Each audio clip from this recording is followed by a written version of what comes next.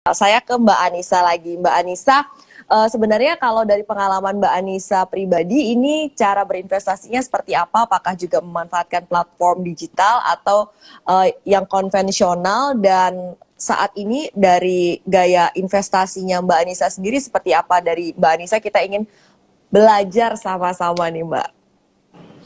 Iya, jadi kalau ditanya kayak gitu aku juga mikir-mikir ya, iya ya, semuanya juga emang udah digital gitu. Jadi aku pertama kali mulai belajar pengelolaan keuangan dan belajar investasi itu di 2013. Itu udah lama banget dan zaman dulu kita kalau mau beli reksadana itu kita datang ke bank ya, pagi-pagi kita harus izin setengah hari dari kantor. Terus kita datang ke bank, habis itu kita mengisi-ngisi formulir yang banyak itu. Habis itu kita juga dikasih kayak daftar reksadana gitu, kertas. Kita nggak bisa sort kan yang mana yang returnnya paling gede, yang mana yang kinerjanya paling oke gitu. Jadi aku mengalami juga nih berinvestasi dengan cara manual datang ke bank gitu ya. Tapi kan beberapa tahun kemudian mulai banyak aplikasi-aplikasi yang membuat kita memudahkan kita berinvestasi gitu. Setelah itu ya aku pindahin semua, bahkan reksadana aku yang di bank semuanya udah aku pindahkan ke aplikasi. Dan aku tuh pakainya banyak. Jadi maksudnya aku pakai beberapa aplikasi untuk beli reksadana, untuk beli saham karena memang tujuannya beda-beda biar rapi aja gitu ya. Misalnya aku punya aplikasi A untuk tujuan-tujuan keuangan yang 1 tahun, pokoknya di situ semua. Ada aplikasi B buat tujuan keuangan yang sekolah anakku, pokoknya satu aplikasi buat sekolah anak aja gitu. Ada yang buat uang senang-senangku aja gitu ya, uang YOLO tuh namanya. Jadi aku masukin semua ke situ. Jadi kalau misalnya mau liburan mendadak atau mau pergi sama temen nonton konser itu aku taruh di situ juga. Jadi aku anaknya memang reksadana banget gitu. Kalau ada uang-uang diem pasti at least aku masukin ke reksadana pasar uang. Tapi kalau ditanya investasinya apa aja, sebenarnya aku punya semuanya ya bisa dibilang kecuali kripto kali ya, karena aku tidak melihat kenapa aku harus berinvestasi di kripto. Cuma kalau kayak reksadana aku pegang, ETF aku pegang, aku reksadana indeks juga ada, portofolio saham buat pensiun juga ada. Jadi karena sudah 9 tahun aku sudah bisa berinvestasi di berbagai tempat untuk berbagai tujuan gitu. Tapi biasanya teman-teman kalau ngedengar kayak gini langsung terintimidasi ya, kayak kok aku nggak ngerti ya, kok aku baru paham sekarang ya, kok kayak terlambat ya gitu. Nggak ada kata terlambat karena dulu juga aku kan nyari-nyari sendiri gitu, belajar sendiri. Sekarang belajar investasi aja bisa dari sosmed, bisa dari nonton live Instagram, ikut webinar gitu. Jadi wajar banget kalau baru tahunya sekarang, sehingga jangan ditunda lagi gitu. Kalau memang baru tahunya sekarang, yuk yang paling gampang investasi di mana dicoba dulu aja sehingga kita nggak menunda-nunda lagi. Karena nggak berasa loh, ini tahun 2022 aja udah dikit lagi ya, udah mau 2023. Kalau mau ditunda lagi sampai kapan? Tahu-tahu kita umur 55 belum punya aset kan sedih juga. Aduh, nanti anaknya jadi sandwich generation, jangan sampai ya. Bener, bener. Jadi saya suka banget tuh. Jadi saya juga melakukan hal yang sama. Maksudnya dipisah-pisahin platformnya sesuai dengan tujuan keuangannya ya, biar nggak kecampur-campur ya Mbak Anissa. Thank you banget tipsnya. Nah, saya juga mau lanjut lagi nanya ke Mbak Anissa nih. Tadi kan untuk berbagai tujuan finansial ada beberapa platform yang digunakan. Nah, terkait dengan platform yang saat ini sedang kita bahas nih, Mbak Anissa kan juga menggunakan ya. Mungkin dari sisi upaya atau effort yang dilakukan oleh OVO untuk melindungi keamanan data pribadi ini, kenapa misalnya Mbak Anissa, kita sudah pernah ngobrol sebelumnya ya Mbak Anissa merasa ini yang dilakukan OVO ini baik sekali karena sampai punya apa ya, data privacy officer dan juga sampai punya ISO kayak gitu. Mungkin bisa dielaborasi lagi Mbak Anissa. Iya, jadi sebenarnya kan berinvestasi di aplikasi itu nggak sesederhana itu ya. Orang tuh menganggap ketika Iya. kita berinvestasi di OVO, misalnya, OVO tuh megang uang kita gitu kan, padahal nggak sama sekali gitu ya. OVO tuh cuman bantu kita untuk beli produk investasinya gitu. Jadi bisa dibilang sebagai marketplace aja. Kita beli satu produk yang sama, kita bisa beli juga di tempat-tempat lain gitu. Kenapa pakai OVO? Kayak tadi aku bilang, itu lebih gampang nabung uang jajan kita yang sebenarnya tuh kadang-kadang kita gini ya, kita ngeluarin uang 300.000 sekali delivery makanan buat keluarga tuh merasa itu baik-baik aja gitu. Tapi disuruh investasi 100.000 aja tuh kayak Nggak usah lah, nanti lagi aja, ngapain cuma 100.000, nanti aja, jadi kalau sejuta gitu kan ya. Sering banget kita Iya. ngelurus-lurusin uang buat investasi. Tanggung nih, punyanya cuman 450.000, ntar kalau punya 500.000 aja gitu. Padahal kan kalau 450.000-nya diinvestasiin juga udah lumayan gitu. Nah, buat aku OVO ini bisa bantu kita untuk mendisiplinkan diri sama hal-hal kayak gitu nih. Oh, habis jajan berapa ratus ribu, yuk sedikit yuk kita masukin di situ. Jadi OVO Invest aku isinya tuh bener-bener yang kayak sisa-sisaan jajan, tapi jadinya banyak juga kalau dikumpulin, karena aku udah bareng OVO Invest ini udah lumayan lama ya, kayaknya dari pertama kali ada aku pakainya dengan cara seperti itu gitu. Sisa-sisa jajan aku masukin ke situ, dan ternyata pas dilihat kok banyak ya, lumayan banget gitu. Sekarang menjawab tadi, kayaknya ada beberapa pertanyaan yang bertanya di OVO Invest ada versi syariah nggak? Harusnya sih ada ya, Mas Ruben ya, kalau nggak salah. Terakhir sih aku tahu ada yang syariahnya juga, sehingga kalian bisa punya opsi yang memang sesuai syariah Islam, sudah diawasi DSN MUI dan Dewan Pengawas Syariah. Oke, tadi dari Mbak Anissa kita belajar bahwa investasi itu jangan ditunda-tunda, disegerakan, bisa dengan platform yang tadi kalau kita dengan nyaman bisa jajan, beli makanan, tentunya kita juga bisa dengan nyaman dan enteng dan ringan seperti itu berinvestasi, didisiplinin aja kecil-kecil, nanti hasilnya tahu-tahu kita kaget lumayan juga gitu ya Mbak Anissa. Oke, nah tadi di kolom komen rupanya ada yang nanya-nanya juga, ada produk syariah nggak gitu di OVO? Langsung aja deh kita ke Mas Ruben nih. Mas Ruben, ada produk apa aja sih untuk investasi di OVO nih? Biar kita Oke, investasinya tadi semangat gitu ya Kak. Sambil siap. belanja, jangan kalah juga nih, investasi juga harus sering juga gitu. Benar banget Mbak Alin. Kalau di OVO sendiri, sebenarnya ini banyak banget pilihan macam-macam reksadana yang kita punya ya. Dan mungkin meneruskan yang tadi Mbak Anissa juga udah bilang, bahwa sebenarnya di OVO juga ada loh yang namanya reksadana untuk syar'i. Jadi nggak usah khawatir nih buat kawan-kawan. Dan bahkan mungkin aku nambahin dan mengingatkan kembali lah, bahwa untuk memulai investasi seperti ini tuh nggak usah susah kok, bisa dimulai dengan hal yang kecil. Maka dari itu kan tadi aku udah bilang, di OVO kita punya layanan yang terbaru nih, produk terbaru nih. Kita bisa invest dari nominal yang paling kecil, 10.000. Nggak usah 100.000 deh, yang paling kecil dulu gitu loh. Jadi mungkin nih bisa jadi terobosan baru, bisa dicoba buat kawan-kawan semua. Nggak susah kok untuk melakukan itu. Jadi ya, hopefully itu bisa bermanfaat buat kita semua. Oke, jadi ada instrumen yang syariah juga selain yang konvensional tentunya, Konvensional. dan bisa mulai berinvestasi dari Rp10.000 aja nih. Buat yang belum mengaktifkan OVO Invest-nya, gimana caranya nih Mas Ruben? Oke. Nih, ini tips yang paling mudah buat kawan-kawan yang belum punya akun OVO Invest. Hal yang pertama yang harus kawan-kawan lakukan adalah untuk upgrade status OVO Club-nya menjadi OVO Premier. Nah, caranya gimana sih ini bisa upgrade status dari OVO Club atau OVO Premier? Itu semua ada di aplikasi OVO. Kawan-kawan bisa langsung masuk ke bagian menu profil kawan-kawan, dan dari situ kawan-kawan bisa langsung pilih status untuk upgrade menjadi OVO Premier, Mbak Alin. Oke, siap. Oke, tadi kita sebelumnya sudah jawab 4 pertanyaan dari para penanya. Sebenarnya pertanyaannya cukup banyak. Kita pilihkan nih yang terakhir nih ya, yang beruntung pertanyaannya langsung kita jawab dan juga mendapatkan saldo OVO Rp500.000. Oke, dari aku ini untuk Mbak Anissa.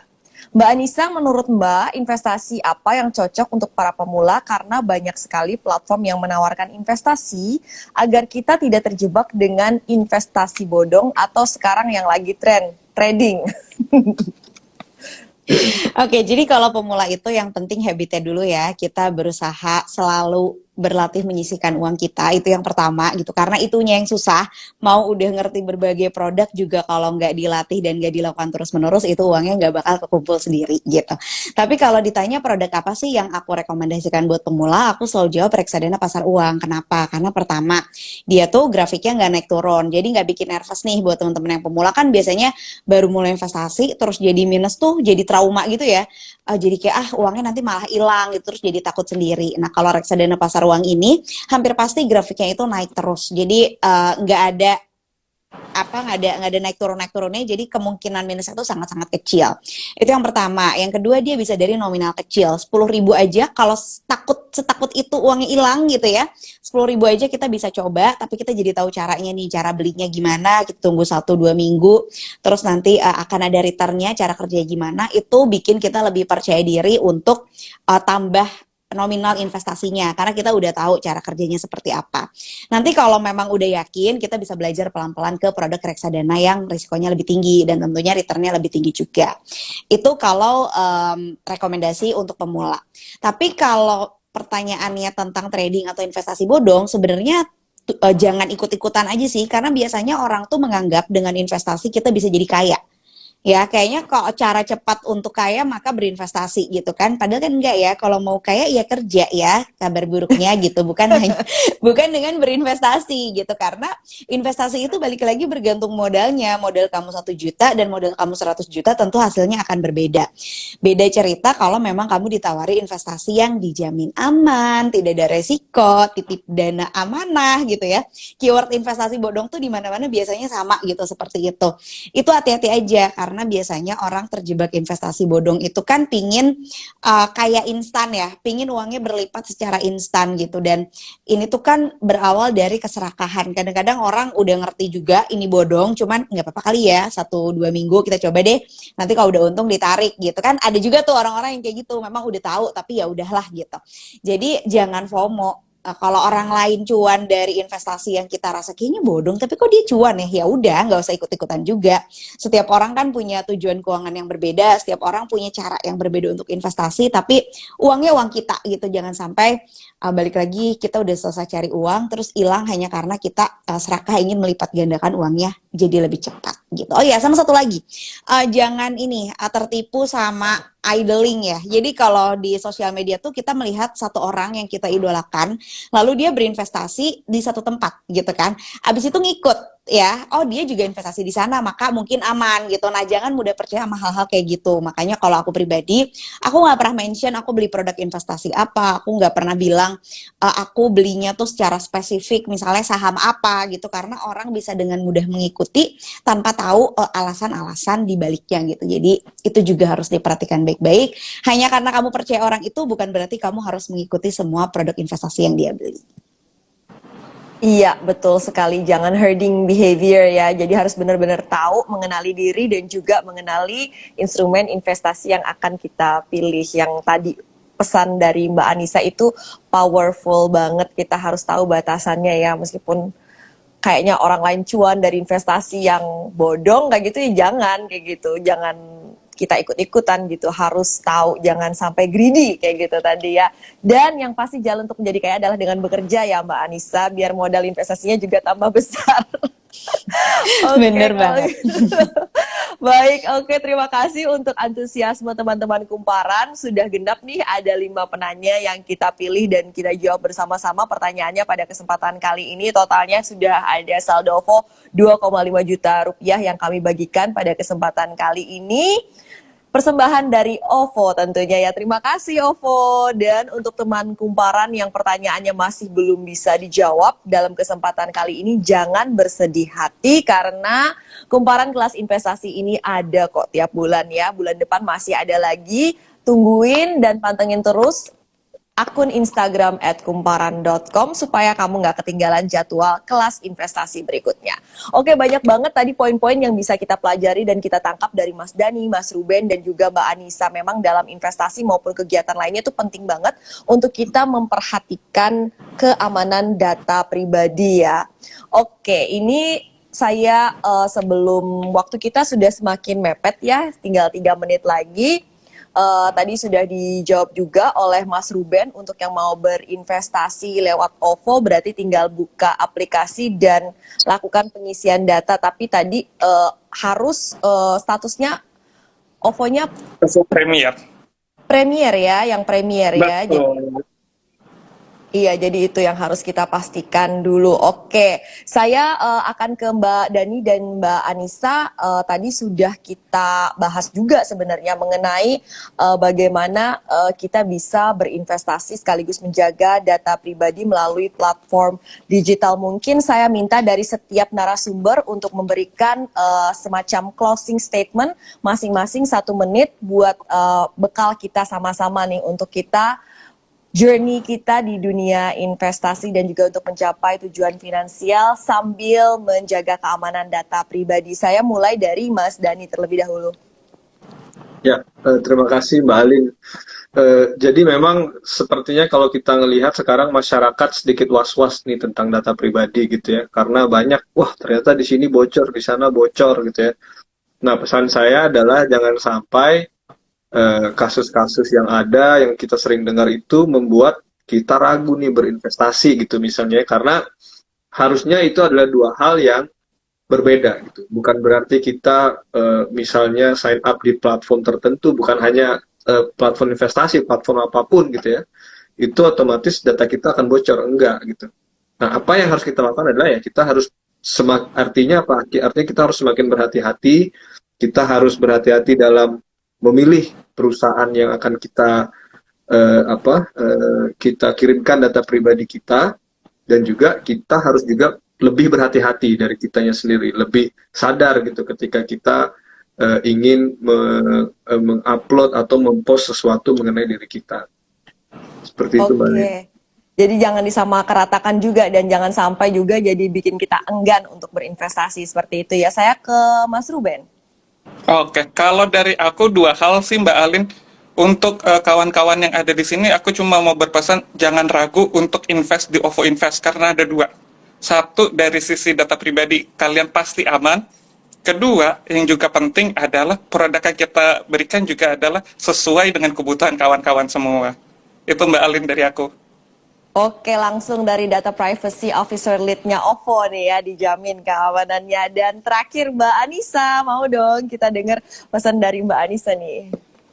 Iya, kalau dari aku dimulai habitnya dulu, nominal kecil nggak apa-apa, tapi dimulai sehingga kita nggak jadi awam. Yang kedua, jangan ikut-ikutan orang lain dan jangan gampang percaya. Kalau memang mau ribet, mau investasi di aplikasi, kita pastikan aplikasinya memang terdaftar dan diawasi OJK.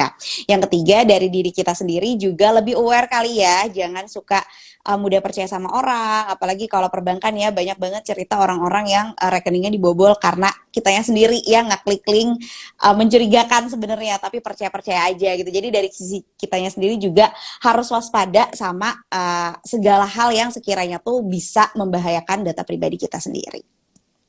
Iya, dan mungkin untuk menambahkan juga tadi ya bahwa ingat untuk akun-akun kita bisa tambahkan verifikasi 2 langkah dan juga jaga tadi ya kerahasiaan PIN dan juga jangan mudah percaya asal klik aja akhirnya nanti merugikan kita sendiri ya, data kita bisa bocor.